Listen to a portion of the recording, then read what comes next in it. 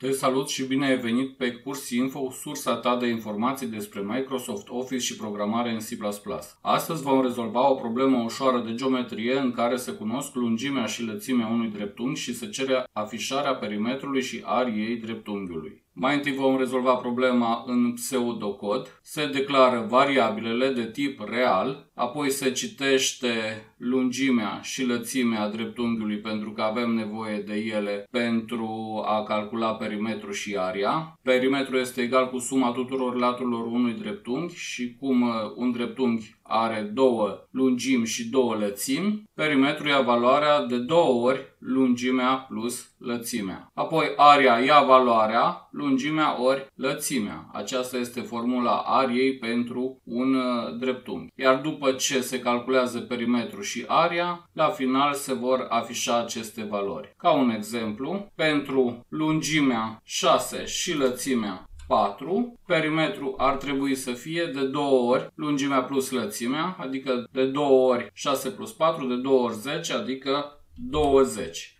Iar aria va fi lungimea ori lățimea. 6 ori 4, 24. Acestea sunt valorile care vor fi afișate la finalul problemei. Să trecem la rezolvarea aceleiași probleme în Scratch. Mai întâi trebuie să declarăm variabilele. Vom crea cele 4 variabile, lungimea, L, lățimea, perimetru și aria. Începem programul. De la evenimente ne luăm blocul când se dă click pe stegulețul verde. Apoi trebuie să citim valorile de intrare pentru lungime și pentru lățime. De la blocurile de detectare luăm blocul întreabă și cerem introducerea lungimii dreptunghiului. Luăm și blocul de răspuns pentru că vom avea nevoie de el. Apoi de la variabile luăm blocul setează L la răspuns. Duplicăm ultimele 2 blocuri și în loc de lungime o să scriem lățimea. Iar aici avem L mic. După ce cunoaștem lungimea și lățimea dreptunghiului, vom putea calcula perimetrul. De la variabile luăm blocul setează P la și apoi de la operatori ne luăm operatorul de înmulțire și operatorul de adunare. Deci perimetrul ia valoarea 2 ori lungimea plus lățimea. O să scriem 2 în primul spațiu, iar în ultimele 2 o să adăugăm lungimea și lățimea. La fel trebuie să calculăm și aria. Setează aria la lungimea ori lățimea. Deci de la operatori luăm operatorul de înmulțire.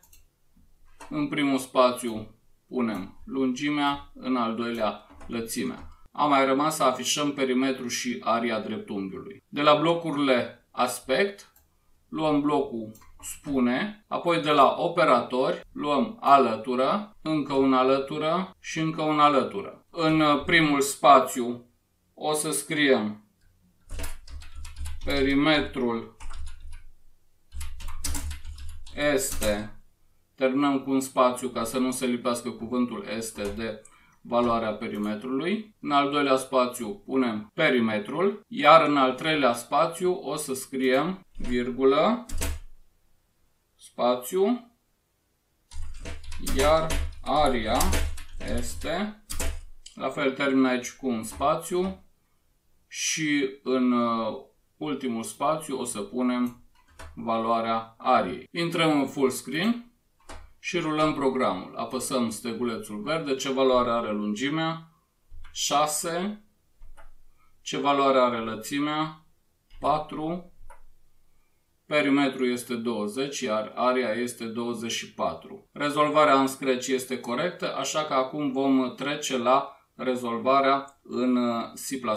În C++, la fel ca în Scratch și la fel ca în pseudocod, mai întâi trebuie declarate variabilele float, L mare, L mic, P mare și A mare, adică lungimea, lățimea, perimetru și area. Float înseamnă valori reale. Toate variabilele noastre pot avea valori reale. Mai întâi citim lungimea, apoi citim lățimea, apoi calculăm perimetru, area și la final afișăm valoarea perimetrului și valoarea ariei. Dăm click pe butonul Build and Run. Pentru lungime introducem 6, pentru lățime introducem 4 și din nou s-a calculat perimetru 20 și area 24. În acest fel am rezolvat problema și în C++.